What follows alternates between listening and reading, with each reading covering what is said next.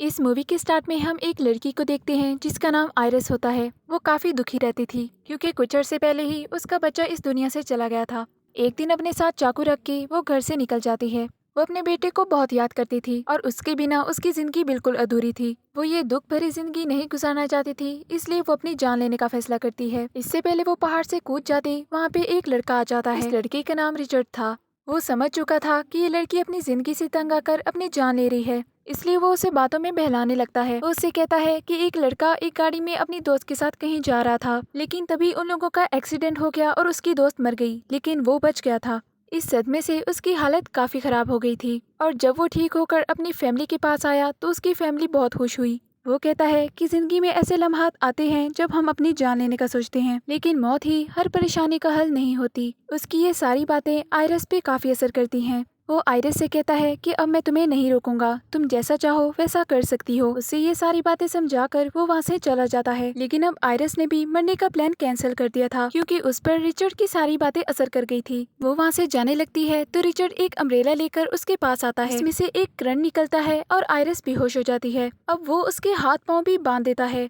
उसे बांधकर वो अपनी गाड़ी में बिठाकर उसे कहीं लेके जाने लगता है। आयरिस जब थोड़ा होश में आती है तो उसे पता चल जाता है कि ये अच्छा इंसान नहीं है, इसलिए वो अपनी स्मार्ट वॉच से अपने हस्बैंड को कॉल करने लगती है। लेकिन रिचर्ड भी बहुत चालाक था, उसे पता चल जाता है कि वो कॉल करने की कोशिश कर रही है, इसलिए वो उसे बता देता है कि यहाँ पर बिल्कुल सिग्नल्स नहीं है, तुम जितनी भी कोशिश कर लो लेकिन कॉल नहीं कर पाओगी। तभी आयरिस की जेहन में एक और आइडिया आता है। वो उस चाकू को निकालती है जो कि उसने रात को अपने पास रखा था। अपने हाथ को छुड़वाकर वो रिचर्ड पर हमला कर देती है, जिसकी वजह से गाड़ी का एक्सीडेंट हो जाता है। जब वो लोग गाड़ी से बाहर निकलते हैं तो रिचर्ड आयरिस को बताता है कि मैंने तुम्हें एक इंजेक्शन लगा दिया है जिससे तुम्हारी पूरी बॉडी पैरालाइज हो जाएगी और अगर फिर भी तुम भागना चाहती हो तो तुम भाग सकती हो। और ये बात सुनकर आयरिस सच में उससे दूर भागने लगती है, लेकिन तभी उसके पाँव सून पड़ना शुरू हो जाते हैं और भागना तो दूर उससे चला भी नहीं जा रहा होता।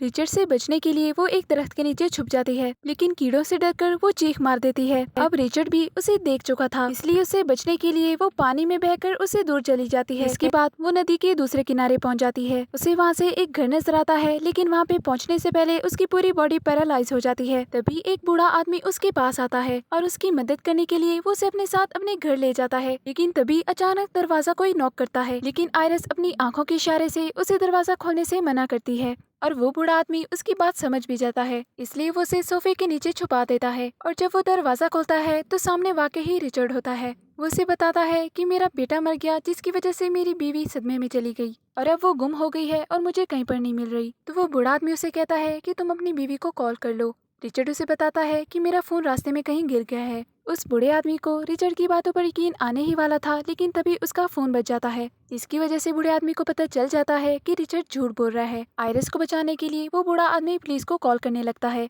और इस वजह से रिचर्ड उसे लड़ने लगता है। उन दोनों के बीच काफी सख्त मुकाबला होता है। लड़ाई के बीच रिचर्ड एक चाकू उठाता है और उसको मार देता है।